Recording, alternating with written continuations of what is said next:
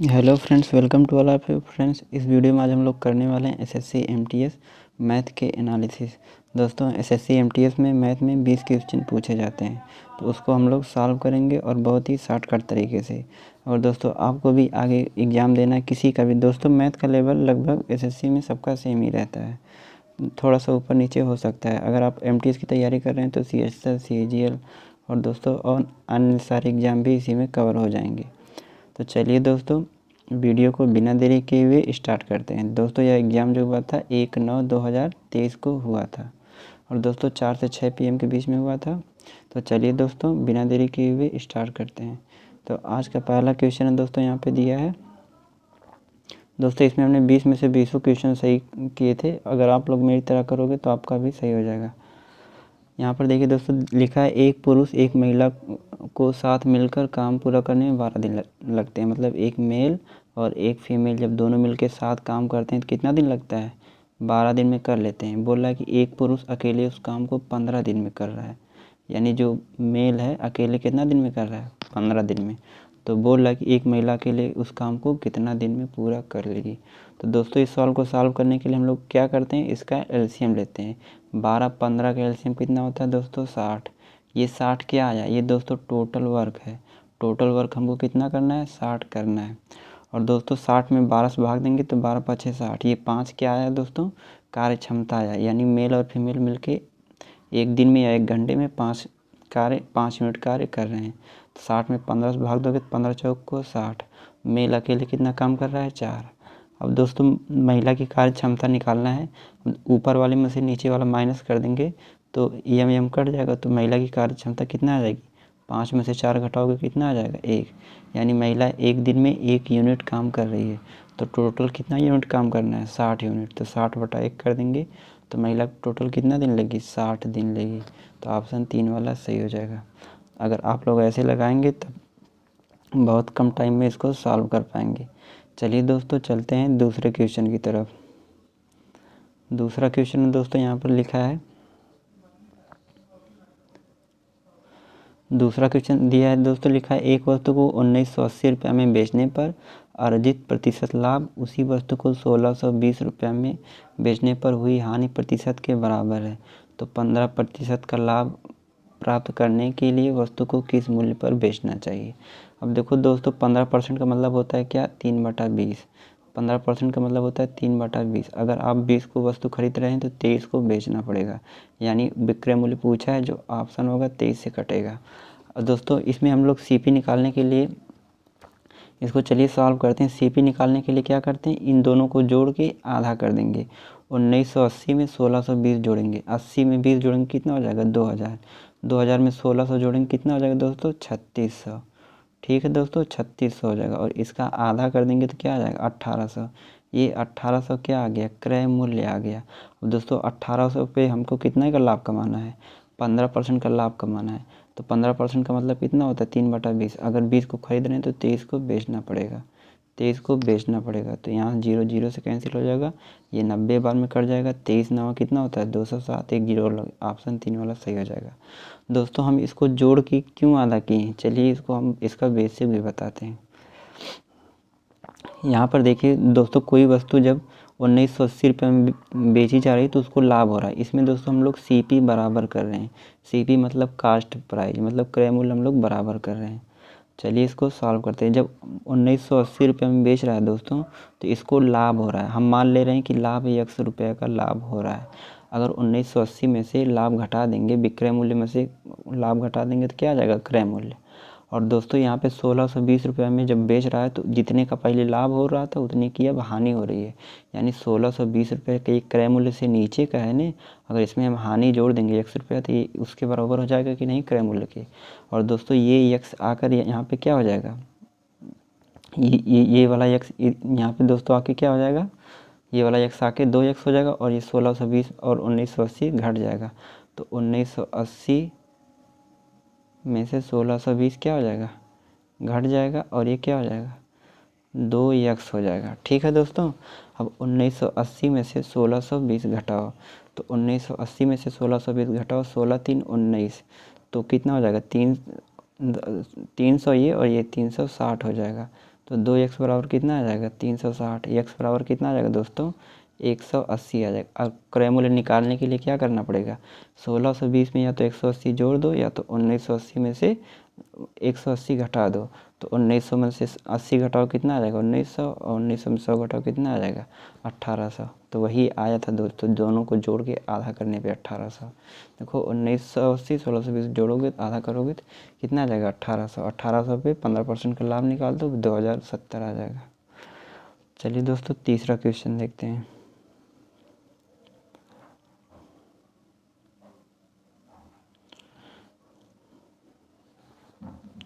तीसरा क्वेश्चन दोस्तों यहाँ पर लिखा है, एक व्यक्ति ए बिंदु से बी तक 40 किलोमीटर प्रति घंटा की चाल से यात्रा करता है और 60 किलोमीटर प्रति घंटा की चाल से ए पर वापस आता है। मतलब कोई व्यक्ति है ए से बी तक 40 किलोमीटर की चाल से जाता है और वापस 60 किलोमीटर की चाल से आता है, और आने जाने में उसे कुल टोटल कितना टाइम लगा है 5 घंटे का समय लगा है। अब दोस्तों स्पीड बराबर क्या होता है, स्पीड बराबर होता है डिस्टेंस अपॉन टाइम, यानी चाल बराबर दूरी बटे समय। दोस्तों अगर दूरी बराबर है तो जो स्पीड का रेशियो होता है वो टाइम के रेशियो का अपोजिट होता है। तो स्पीड का रेशियो यहाँ से दोस्तों अगर लेंगे तो 40 और 60 को 20 से काटेंगे तो 20 दूनी 40, 20 तीन 60। स्पीड का रेशियो कितना आ गया 2 3 का आ गया दोस्तों। टाइम का रेशियो कितना आ जाएगा 3 और 2 का आ जाएगा। इसी का रेशियो पलट जाएगा दोस्तों। देखो यहाँ पे कितना था 40 था, यहाँ पे कितना था 60। इसको हम लोग 20 से काटे हैं कितना आ गया 2 3, फिर इसका टाइम का अपोजिट हो गया, स्पीड का अपोजिट टाइम हो गया।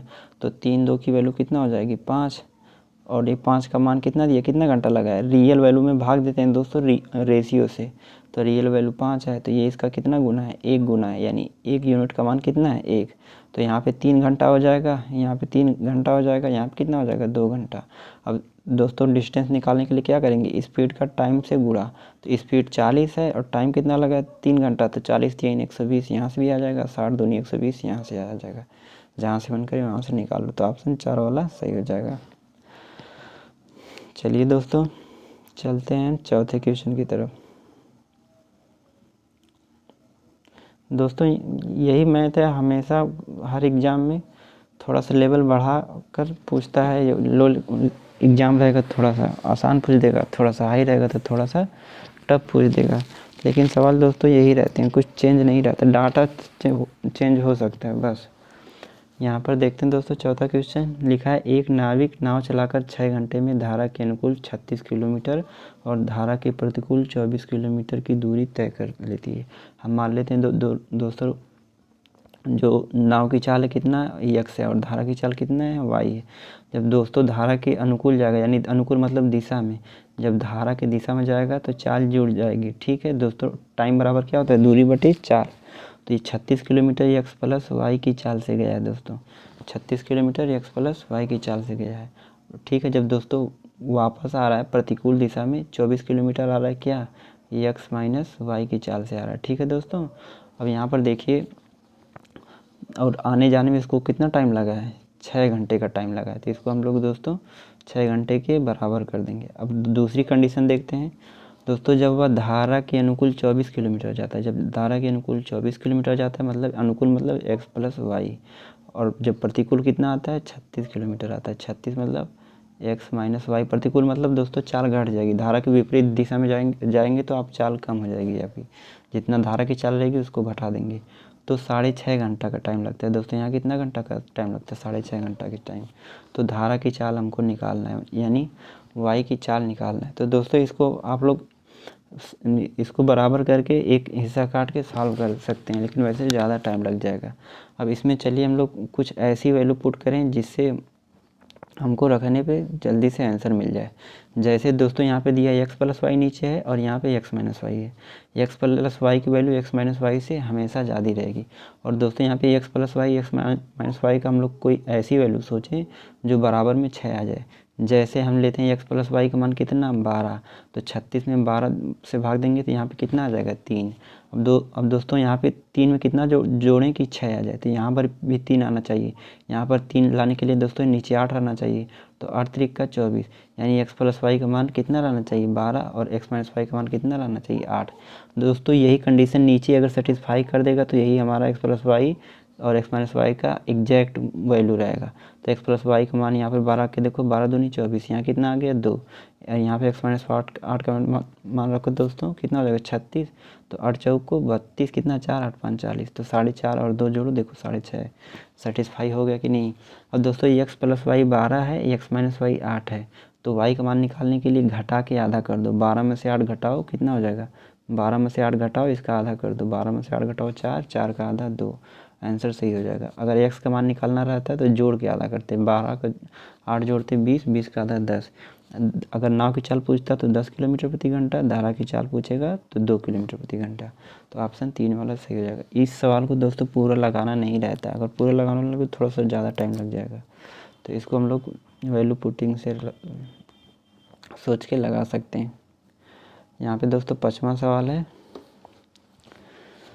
5वां सवाल लिखा है दोस्तों, क्रमशः अर्धवार्षिक और वार्षिक रूप से ब्याज संयोजित करने पर एक वर्ष में 8% ब्याज की दर पर, यहाँ पर लिखा है दोस्तों 1.5 लाख रुपए की दर पर ब्याज का अंतर कितना होगा। दोस्तों बोल रहा है कि रेट कितना है, 8% है, और उसको एक बार छमाही संयोजित किया जाता है और एक बार सालाना संयोजित किया जाता है। तो उसके ब्याज का अंतर क्या हो जाएगा। पहले दोस्तों हम लोग परसेंटेज में देखेंगे कितना ब्याज का अंतर है, फिर उसी का 1.5 लाख का उतना परसेंट निकालेंगे।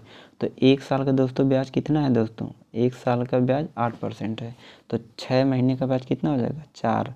6 महीने का ब्याज दोस्तों कितना हो जाएगा 4% हो जाएगा। अब दोस्तों 1 साल में कितना छमाही होता है 2 छमाही, तो 2 बार 4% का सक्सेसिव निकाल लेंगे।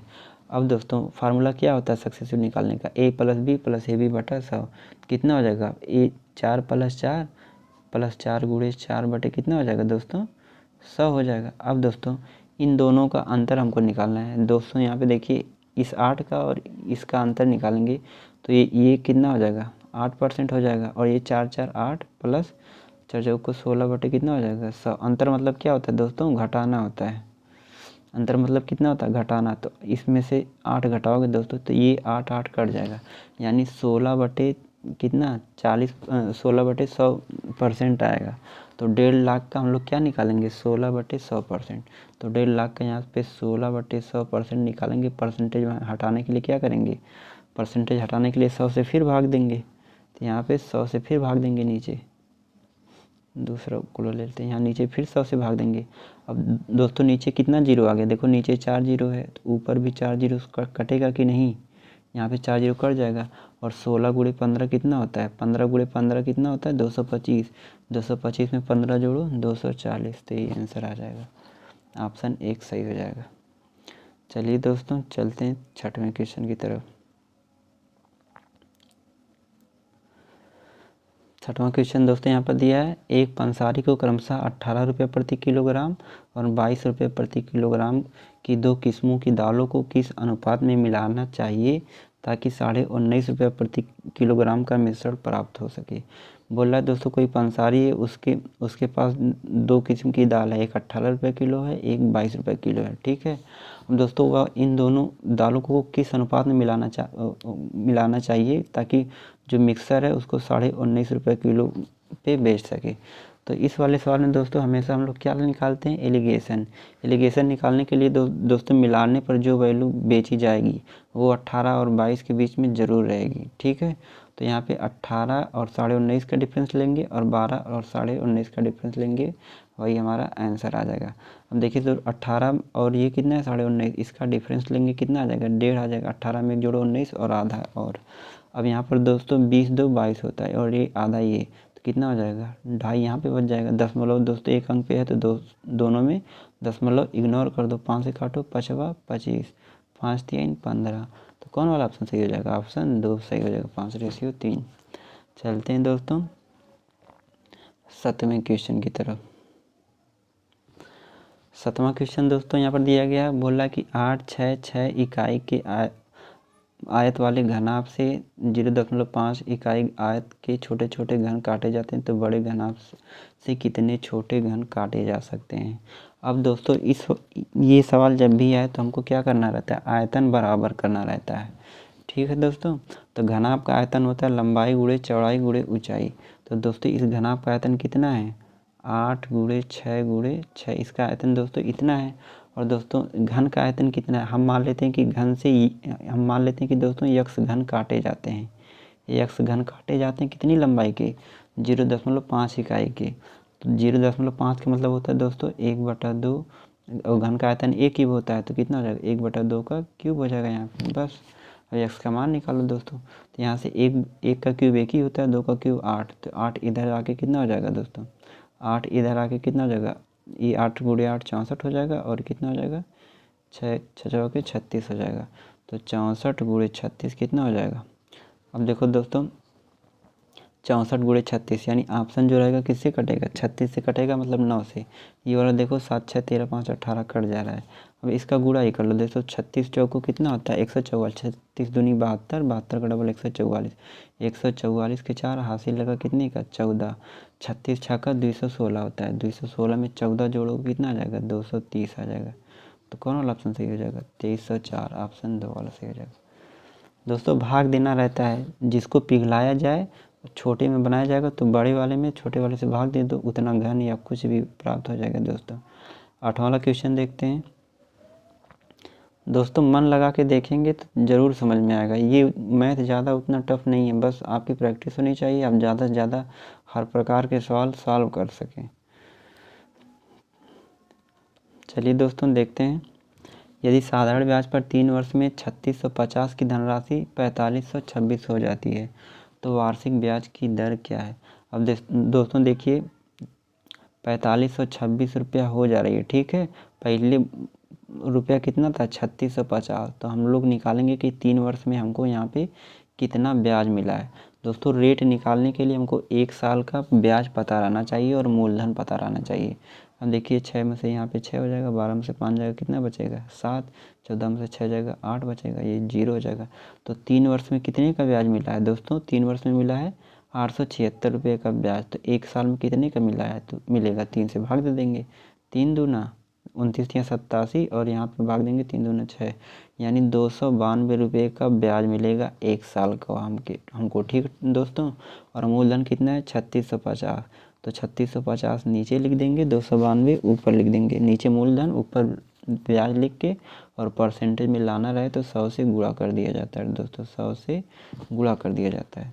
0 0 से काट दो दोस्तों, यहाँ से 5 दूना कितना हो जाएगा, 5 दूना 10 हो जाएगा, यहाँ से काटो 5 7 35, कितना बचा 1 5 3 15, और 73 चौको कितना होता है दोस्तों, देखिए 4 बार में कट जाएगा, 4 3 12, 4 7 28, 1 19, और 4 दूना 8% आंसर आ जाएगा। तो ऐसे लगाना दोस्तों, यहाँ से निकालना है हमको पहले 1 साल का ब्याज, 3 साल का ब्याज निकालोगे दोस्तों, यहाँ पे 876 आ जाएगा, 3 से भाग दोगे 292 आ जाएगा 1 साल का ब्याज, ठीक है दोस्तों। 292 आ जाएगा, फिर 3650 पे 292 पे हमको क्या कर देना है, ऊपर लिख के 100 से गुणा कर देना है, 8% आ जाएगा। नहीं तो बेसिक से लगा लेना दोस्तों, साधारण ब्याज बराबर क्या होता है, मूलधन गुणे दर गुणे समय बटे 100। तो यहाँ पे दोस्तों ब्याज कितना आया है 876 रुपये का, कितना आया ब्याज आया 876 का ब्याज आया, मूलधन कितना है 3650 है, समय 3 है, आर का मान नहीं पता है, बटे क्या हो जाएगा 100 हो जाएगा, इससे भाग दे दो, आंसर अभी आ जाएगा तुरंत दोस्तों। 1 0 से कैंसिल हो जाएगा, और कुछ काट लो दोस्तों, यहाँ पे देखिए 3 से इसको काटो कितना आ जाएगा 292 आ जाएगा दोस्तों। यहाँ पे वही चीज़ आएगी, 5 दूना 10, यहाँ पे काटो कितना आ जाएगा 73 बार में, ये इससे कट जाएगा 4 बार में, ये 4 दूना 8% आ जाएगा। चलिए दोस्तों चलते हैं 9वें क्वेश्चन की तरफ। 9वां क्वेश्चन दोस्तों बहुत ही ईजी है, इसको सरल करना है। अब देखिए दोस्तों 24 में 6 से भाग दो, कितना बार में जाएगा 4 बार में, गुणा कर दो, ठीक है दोस्तों। अभी यहाँ पे जब काटोगे तो ये 3 3 से कट जाएगा कि नहीं, तो कितना बचेगा अंदर 1/4, और यहाँ भी 3 3 से कट जाएगा, कितना बचेगा 5/4 बचेगा। अब 5/4 बचेगा दोस्तों। अब यहाँ पे देखो 5 1 कितना हो जाएगा 6 हो जाएगा, नीचे अगर हर सेम है तो ऊपर जुड़ जाएगा 6 हो जाएगा बटे 4, 4 4 से कट जाएगा, ये 6 बच जाएगा, ये आंसर आ जाएगा। चलिए दोस्तों चलते हैं 10वें क्वेश्चन की तरफ, इसके बाद 10 क्वेश्चन और बचेगा।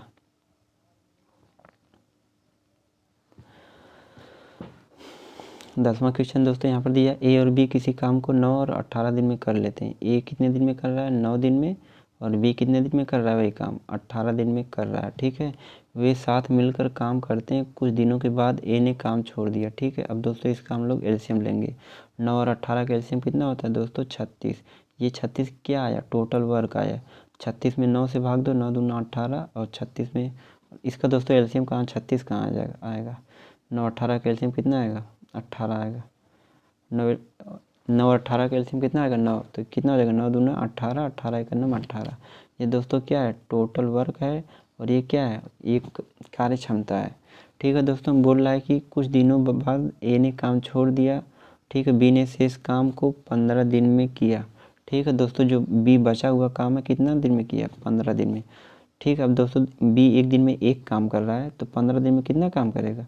15 से गुणा कर दो, 1 गुणे 15 कितना आ जाएगा? 15 काम। टोटल वर्क 18 करना था, 15 यूनिट बी अकेले किया है, तो 3 यूनिट बचा है। तो 3 यूनिट दोनों मिल के किए होंगे नहीं दोस्तों। तो ए एक दिन में कितना काम कर रहा है? 2 काम। और बी एक दिन में कितना काम कर रहा है? 1 काम।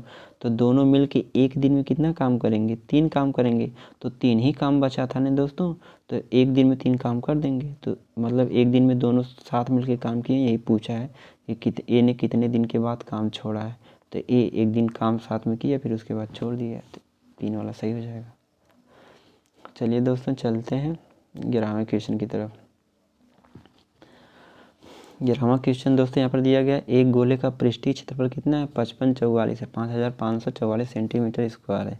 यदि गोले की त्रिज्या दुगनी कर दी जाए तो इसके गोले का पृष्ठीय क्षेत्रफल सेंटीमीटर स्क्वायर में क्या होगा? दोस्तों जब भी इस प्रकार का सवाल पूछे, अगर यहाँ पे देखिए जो क्षेत्रफल होता है सेंटीमीटर स्क्वायर में होता है और आयतन क्यूब में होता है। तो सेंटीमीटर स्क्वायर में जब यहाँ पे त्रिज्या दोगुनी करोगे तो इसका क्षेत्रफल दोस्तों, इसका क्षेत्रफल स्क्वायर होता है त्रिज्या का, तो क्षेत्रफल कितना हो जाएगा? 1 से 4 हो जाएगा दोस्तों। तो क्षेत्रफल पहले कितना था? 1 की वैल्यू कितनी थी? 5544। तो कितना हो जाएगा? 4 का वैल्यू निकाल लेंगे, कितना हो जाएगा? 5544 से यहाँ पे गुणा हो जाएगा, तो कितना हो जाएगा? 22,176 आ जाएगा। देखो 4 चौक को 16, 4 चौक को 16 1 17, 4 पचे 20 1 21, 4 पचे 20 और 20 2 22, 22,176। कुछ नहीं करना था, इसमें सिर्फ 4 से गुणा करना था। अगर त्रिज्या दोगुनी करोगे तो 2 का स्क्वायर कितना हो जाएगा? 4 से गुणा कर दो। अगर त्रिज्या 5 गुनी करोगे तो 5 का स्क्वायर कितना हो जाएगा दोस्तों? 25 से गुणा कर दो। 4 गुनी करो तो 4 चौक को 16 से गुणा कर दो 5544 में। जितना गुना करोगे उसके स्क्वायर से गुणा कर दो बस। क्वेश्चन नंबर दोस्तों 12 देखो।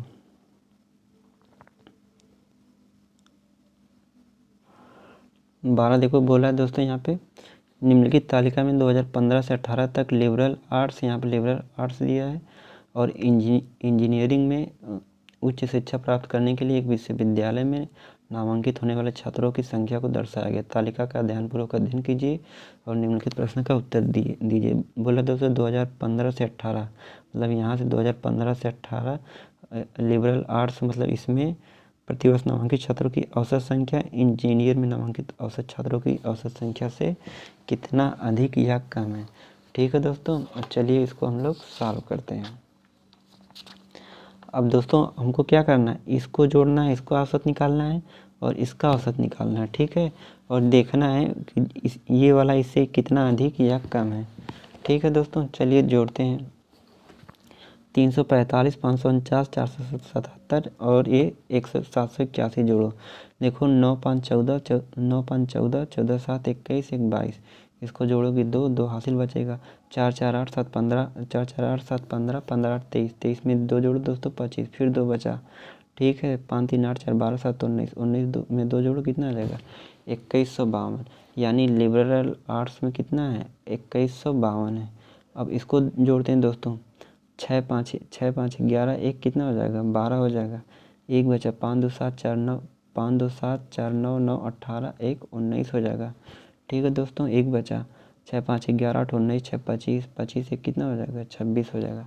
और दोस्तों इसमें से इसको घटा के कितना कर दो? देखो ये लिबरल आर्ट्स है, ये क्या इंजीनियरिंग है। या तो 4 से इसमें भाग दे के घटाओ, या तो घटा के तब इकट्ठा में 4 से भाग दे दो। 2152 घटाओ दोस्तों, यहाँ पे 2 में से 2 जीरो जाएगा 0 और 9 में से 5 जाएगा, कितना बचेगा दोस्तों? 9 में से 5 जाएगा 4, 6 में से 1 जाएगा 5। ठीक है दोस्तों, इसको जोड़ने में गलती हुई है क्या? 6 1 7 5 12 हो गया दोस्तों। 5 2 7 4 11 9 20, यहाँ पे गलती हो गई। 20 एक 21 होगा, यहाँ पे कितना हो जाएगा 21, रुकिए ये वाला गलत जोड़े, 6 5 11 1 12, 5 2 7 4 5 2 7 4 11 9 20, 20 में 1 जोड़ो 21 हो जाएगा, फिर 2 बचा, 6 5 11 8 19 6 25, 25 में 2 जोड़ दो 2712, तो 2152 घटाओ इसमें से। दोस्तों ये वाला कम है ना, तो ये अधिक वाला तो आंसर होगा नहीं, कम ही वाला होगा। ठीक है, 2 में से 2, 11 में से 5 जाएगा, कितना हो जाएगा 6, और यहाँ पे कितना हो जाएगा 6 में से 1 बचेगा 5। अब दोस्तों औसत निकालने के लिए कितना टोटल है 1 2 3 4, तो इसमें कितना से भाग दो 4 से, तो 4 से भाग दोगे 14 चौक को 56, 140 कम आ जाएगा। ऑप्शन 1 वाला सही हो जाएगा। इसका औसत निकाल के दोस्तों बस देखना था कितना कम है, तो 140 कम है। देखिए 2152 है, ये 2712 है, यानी ये पहला वाला लिबरल आर्ट्स जो है कम है, तो अधिक वाला तो होगा ही नहीं। चलिए दोस्तों चलते हैं 13वें क्वेश्चन की तरफ।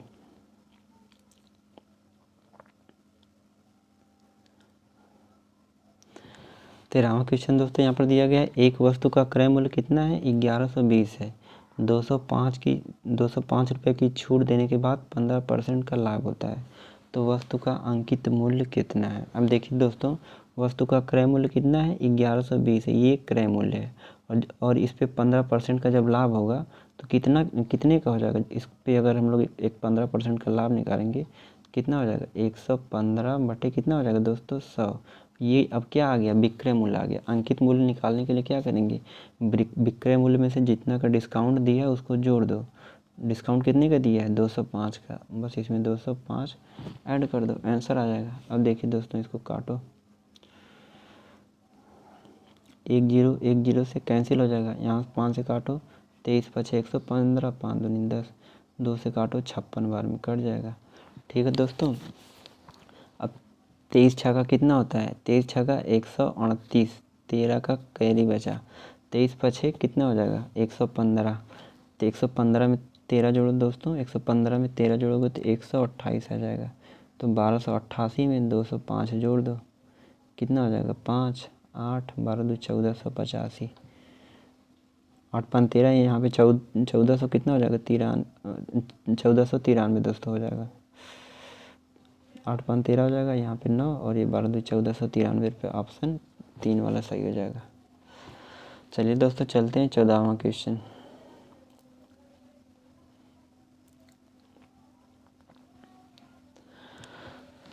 चौदहवां क्वेश्चन दोस्तों दिया है, स्वाति 4200 रुपये के साथ एक व्यवसाय शुरू करती है और 5 महीने बाद बानी स्वाति के साथ उसकी भागीदारी के रूप में जुड़ जाती है। 1 वर्ष के लाभ को स्वाति और बानी के बीच में 2 अनुपात में बांटा गया, तो बानी ने कितनी धनराशि का योगदान दिया।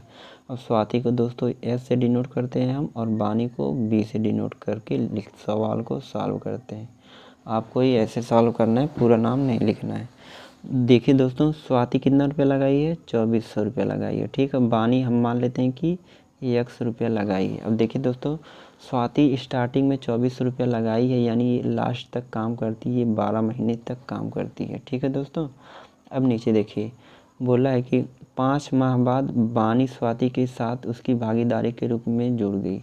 अब दोस्तों स्वाति 5 महीना काम की, ठीक है, उसके बाद बानी आ गई, तो 5 महीना बीत चुका है, तो 12 में से 5 महीना बीत चुका है, तो ये जो बानी है ये 7 ही महीना काम करेगी नहीं दोस्तों। जो मूलधन में अगर मंथ से गुणा कर दोगे तो लाभ का रेशियो आ जाता है, तो यहाँ पे अब किसका रेशियो आ जाएगा, लाभ का, 2/5। अब दोस्तों इसको सॉल्व कर लीजिए, आ जाएगा आंसर। चलिए इसको हम लोग सॉल्व करते हैं। ये एक्स का मान निकालिए दोस्तों, 2 से काटो 2 छक्का 12 हो जाएगा दोस्तों। ठीक है, 2 छक्का 12 हो जाएगा। क्या करना है, यहाँ पर 4200 है दोस्तों, 2400 नहीं है, हम भी कहें यहाँ पर 42, यहाँ पे कितना है, यहाँ पर 4200 है।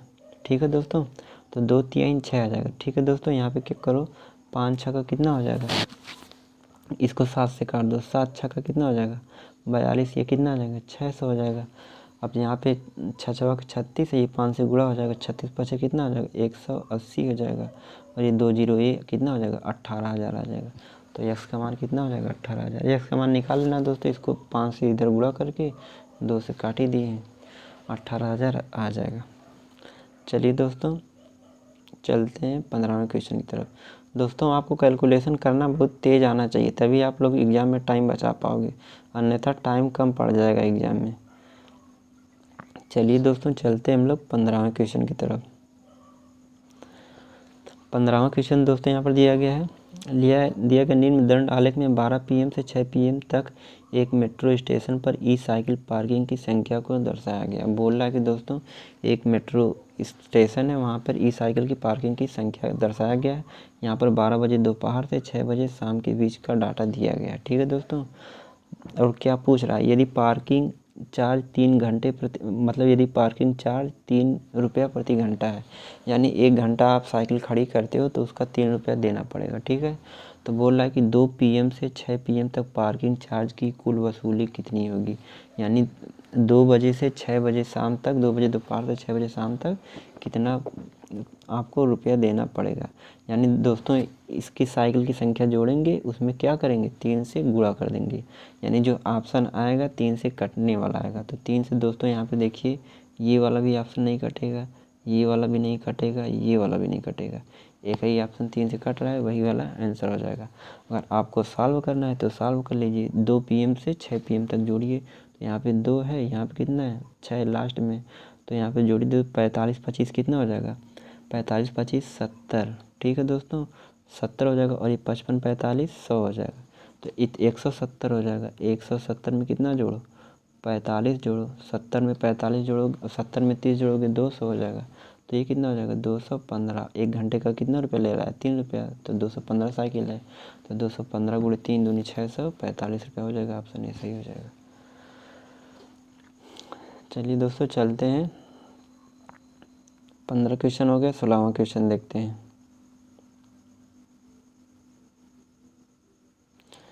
लिखा है एक्स की आय वाई की आय से 12% अधिक है। दोस्तों यहाँ पर कौन है, एक्स है, ये कौन है, वाई।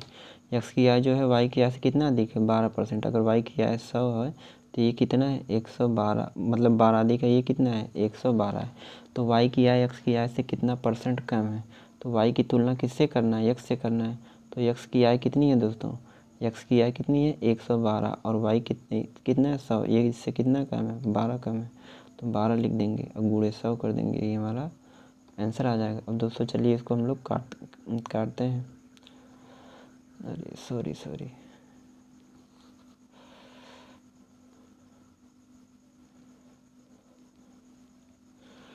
अब चलिए दोस्तों इसको हम लोग सॉल्व करते हैं। तो कितना आया था 112 नीचे आया था दोस्तों, 12 ऊपर आया था, गुणे कितना किए थे 100 किए थे, 4 से काटिए, 4 तिया 12, 400 काटोगे दोस्तों 28 हो जाएगा। कितना आ जाएगा 300/28 हो जाएगा। 4 से भी कटेगा, 4 7 28, 4 से काटो 25, तो कितना आ जाएगा 25 तिया 75/7। 75/7 का मतलब कितना हो जाएगा, 7 दाम 70, 5 75, ए वाला सही हो जाएगा, 16 सही हो जाएगा दोस्तों। चलिए चलते हैं हम लोग 17वें क्वेश्चन की तरफ।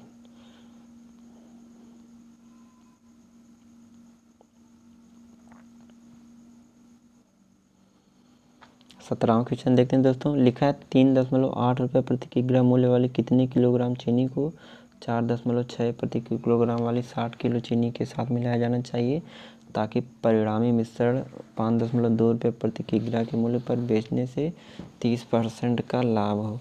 तो दोस्तों ये भी सवाल एलिगेशन से लगेगा। जब भी दो चीज़ मिलाकर तीसरी चीज़ बनाई जाए तो वहाँ पे एलिगेशन लगेगा। दोस्तों यहाँ पे एलिगेशन सेम चीज़ पे लगता है, क्रय मूल्य पे लग सकता है। ठीक है दोस्तों, विक्रय मूल्य पे लग सकता है। तो यहाँ पे दोस्तों 3.8 रुपये वाली किलो चीनी है, यहाँ पे 4.6 रुपये वाली किलो चीनी है दोनों, और ये 4.6 वाली जो दोस्तों 60 किलो चीनी मिलाई गई है। ठीक है, और चीनी को मिलाया जाता है तो 5.2 रुपये में जब बेचा जाता है तो 30% का लाभ होता है। तो यानी दोस्तों ये क्या है, सीपी है, ये भी क्या है, ये भी कास्ट प्राइस है, ये भी कास्ट प्राइस है, तो बीच में जो आएगा वो भी कास्ट प्राइस रहेगा। ठीक है दोस्तों, तो यहाँ पर हम लोग बीच में क्या लिखेंगे, कास्ट प्राइस। तो 5.2 का बेचा है तो 30% का लाभ हो रहा है। 30% का मतलब कितना होता है 3/10, यानी 10 से 13 की वैल्यू कितना दिया है 5.2, तो 10 की वैल्यू निकालना पड़ेगा। देखिए 30% का मतलब क्या होता है, कितना होता है 3/10 होता है, तो 3/10 यानी क्रय मूल्य 10 है तो विक्रय मूल्य 13 होगा, तो 13 की वैल्यू 5.10, तो 10 की वैल्यू कितना हो जाएगा अब यहाँ से भाग दे के देख लो, 13 चौक को 52 यानी 0.4 बार जाएगा। इसमें 10 से गुणा होगा तो कितना हो जाएगा, 4 हो जाएगा। अब इसका डिफरेंस ले लो दोस्तों, वही इसका रेशियो आ जाएगा। अब देखिए इसका डिफरेंस कितना हो जाएगा, 4.6 में से 4 घटाओ कितना, 0.6 हो जाएगा। अब यहाँ पे कितना आ जाएगा, 0.2 आ जाएगा। ठीक है दोस्तों, एक अंक पे दशमलव है तो इसको आप लोग इग्नोर कर सकते हो। तो 2 3 6 कितना आ जाएगा, 3:1। तो एक यूनिट का मान कितना है दोस्तों, यहाँ पर दिया देखिए, जो 4.6 वाली किलो चीनी थी 60 किलो मिला गया था। तो 1 की वैल्यू 60, तो 3 की वैल्यू कितना हो जाएगा, 60 से गुणा कर दो, 60 3 कितना हो जाएगा, 180। ऑप्शन 2 वाला सही हो जाएगा। चलिए दोस्तों चलते हैं 18वें क्वेश्चन की तरफ। दोस्तों यदि वीडियो अच्छी लग रही हो तो लाइक और शेयर जरूर कीजिएगा। यदि चैनल पे नए हैं तो चैनल को सब्सक्राइब भी कर लीजिएगा, ताकि आगे आने वाली वीडियो आप तक सबसे पहले पहुंच जाए।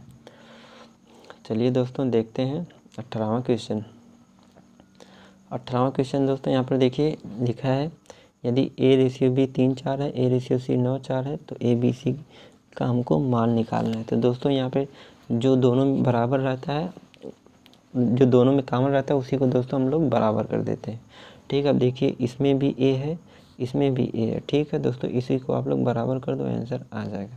A का मान यहाँ पर कितना है, देखिए 3, यहाँ पर A का मान कितना है 9। तो यहाँ पे 3 से गुणा करना पड़ेगा नहीं दोस्तों, यहाँ पे 3 से गुणा कर दो तो यहाँ पे क्या हो जाएगा, ABC का रेशियो निकल जाएगा। 3 3 का कितना हो जाएगा, 9 हो जाएगा। और यहाँ पे B का मान 3 चौक को 12 हो जाएगा दोस्तों। ठीक है, 3 चौक का 12 हो जाएगा। और C का मान दोस्तों यहाँ से देखो कितना है, 8। तो 9 12 8 आंसर हो जाएगा। ठीक है, एक तो ये मेथड हो गया कि जो कॉमन है उसको बराबर कर दो। ठीक है, अगर आपको बराबर करने नहीं आता है तो आप लोग क्या करो दोस्तों, यहाँ पे A लिखो। ठीक है दोस्तों, अब दोस्तों यहाँ पे क्या लिखा है, A/B लिखा है। यहाँ पर A/B के नीचे कितना है, 3:4। ठीक है, अब दोस्तों A/C लिखा है, यानी A/C लिखा है, यानी A के बगल में क्या लिख दो, C लिख दो। A/C कितना लिखा है, 9:8। अब दोस्तों एक बार में एक ही संबंध लिया जाता है। यहाँ देखो AB का रेशियो 3 4 हो गया, 3 4 लिख दो। इसके नीचे कुछ नहीं पता है तो इसके नीचे ऐसे मतलब दोस्तों रिक्त स्थान बना दो। ठीक है, और A/C 9 8 दिया है तो A के नीचे 9 लिख दो, C के नीचे कितना लिख दो, 8। और दोस्तों इसके नीचे कुछ नहीं पता है तो इसके नीचे रिक्त स्थान बना दो। ठीक है दोस्तों, इस रिक्त स्थान में इसके आगे वाली संख्या भर दो, इसमें 3 भर दो। ठीक है दोस्तों, इसमें क्या भर जाएगा, 9 भरा जाएगा। अब सीधे सीधे मल्टीप्लाई कर दो, कितना हो जाएगा, 8 3 का 24, 9 3 का कितना हो जाएगा दोस्तों, 27, और 4 9 36, 4 9 36। अब दोस्तों इसको क्या करो, काट दो, किसी से कट रहा है, 3 से कट जाएगा, 3 से काटो दोस्तों, 3/24 हो जाएगा। 3 9 कितना हो जाएगा, 27, और 3 से काटो 12। अब दोस्तों ABC का मान पूछना है तो A के नीचे कितना है, देखिए 9, B के नीचे कितना है 12, और C के नीचे कितना है 8। तो 9 12 8 ऑप्शन 1 वाला सही हो जाएगा। अगर बराबर कर देते 3 से तो दोस्तों बहुत कम टाइम में लग जाता। तो सवाल डिपेंड करता है दोस्तों, अगर बराबर नहीं होता या तो इसमें भी गुणा करते, इसमें दोनों कैल्शियम लेके इसमें भी गुणा करते, इसमें भी गुणा करते, लेकिन इस वाले मेथड से लगाओगे तो बराबर नहीं करना पड़ेगा। चलते हैं दोस्तों 19वें क्वेश्चन की तरफ।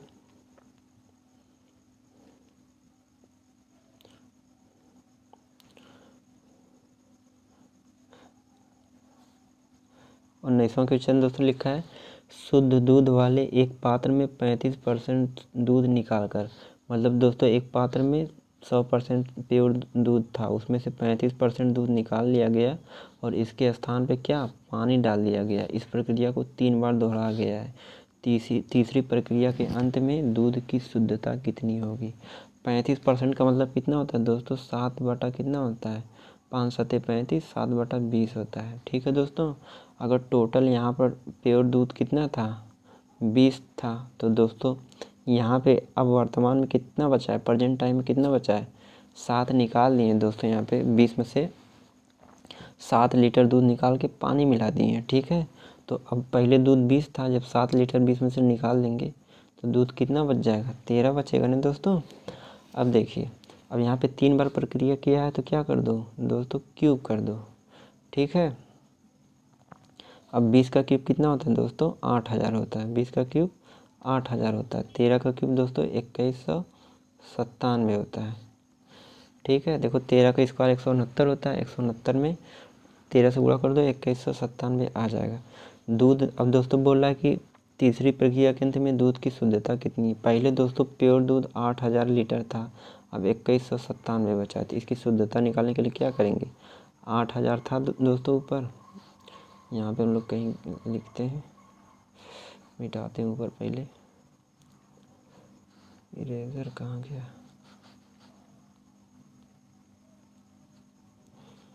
कैसे मिटेगा।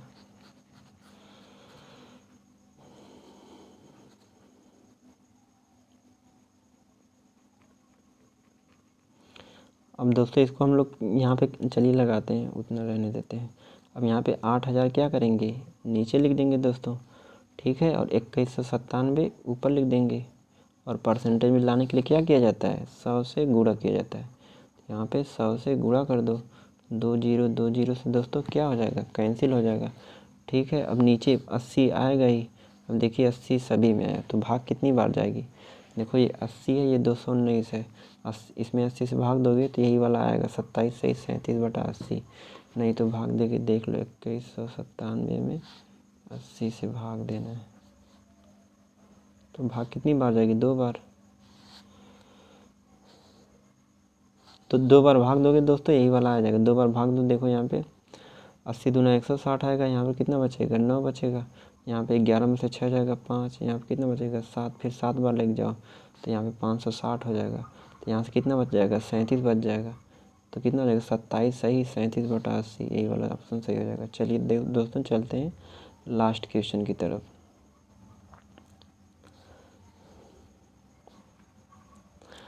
लास्ट क्वेश्चन है दोस्तों, यहाँ पर दिया गया है 2 अंकों की वह सबसे बड़ी संख्या ज्ञात कीजिए जिससे 219, 365, 511 को भाग देने पर 3, 5, 7 शेषफल बचता है।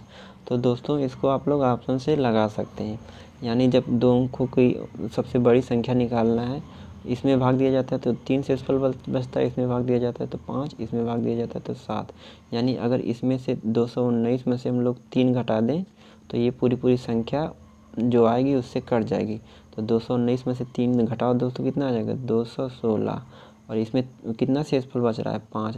दोस्तों जो शेषफल बचता है, अगर उस संख्या में से शेषफल को घटा दें तो पूरी संख्या भाग हो जाती है। तो 365 में 5 घटाओ कितना आएगा, 360। ऐसे ही 511 में से 7 घटाओ तो कितना आएगा, तो कितना आ जाएगा 504। 500 कितना आ जाएगा, 4 आ जाएगा। 511 में से 7 घटाओ 504। अब दोस्तों इसका आपकी क्या लेना है, HCF लेना है। तो दोस्तों इसका HCF लेंगे हम लोग। अब देखो 6, 2, 8, 1, 9, ये भी 9 से कटेगा, ये भी 9 से कटेगा, और ये भी 5, 4, 9 से कटेगा। तो यानी HCF जो होगा 9 का मल्टीपल होगा। तो ये 2 ऑप्शन तो ऐसे ही नहीं होंगे। अब देख लो दोस्तों, ये 9 गुणे 7 होता है, 7 ये कट रहा है, 216 नहीं, तो यही वाला बच जाएगा। नहीं तो भाग दे के देख लो, 9 से काटो, 9 दूनी 18, 3 9 चौका 36, 9 चौका 36 हो जाएगा यहाँ पे, 9 पचे 45, 5 9 छक्का 54। ठीक है दोस्तों, 8 से काटो और 3 का 24, 8 पचे 40, 8 7 56। अब 3, 5, 7 ही आपस में भाई संख्या, तो 9/72 ये वाला आंसर सही हो जाएगा। चलिए दोस्तों आज के लिए बस इतना ही। यदि वीडियो अच्छी लगे हो तो वीडियो को लाइक और सब्सक्राइब जरूर कीजिएगा। यदि चैनल पर नए हैं तो चैनल को सब्सक्राइब भी कर लीजिएगा। दोस्तों इसके बाद हम लोग इसी का रीजनिंग वाला पार्ट करेंगे, वो अलग वीडियो में लेकर आएंगे। तो दोस्तों थैंक यू।